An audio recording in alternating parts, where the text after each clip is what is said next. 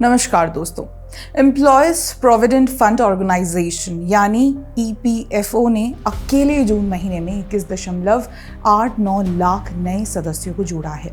इसका अर्थ ये हुआ कि सिर्फ EPFO के आंकड़ों के अनुसार ही जून 2025 में देश में लगभग 22 लाख लोगों को नई नौकरियां मिली हैं।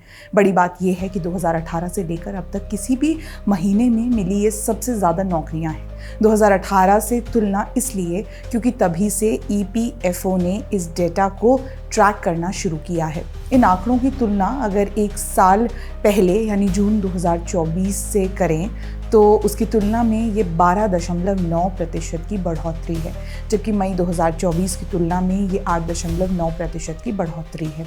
इसका अर्थ ये हुआ कि रिकॉर्ड स्तर पर लोगों को नौकरियां मिल रही हैं।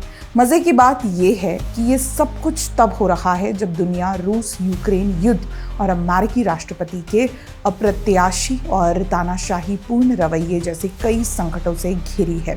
वैसे देखा जाए तो केंद्र की मोदी सरकार ने इन तमाम संकटों के बीच भी देश की अर्थव्यवस्था को पटरी पर न सिर्फ बनाए रखा है बल्कि तेजी से दौड़ भी रहा है।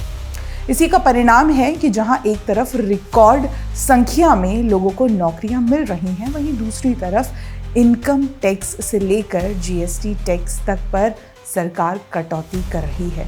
GST में सरकार अब 5% और 18% के सिर्फ 2 स्लैब की ओर बढ़ रही है। 12% और 28% के टैक्स स्लैब को खत्म किया जा रहा है। इससे बड़े स्तर पर महंगाई में गिरावट दिखाई देना लगभग तय है। बहुत बहुत धन्यवाद।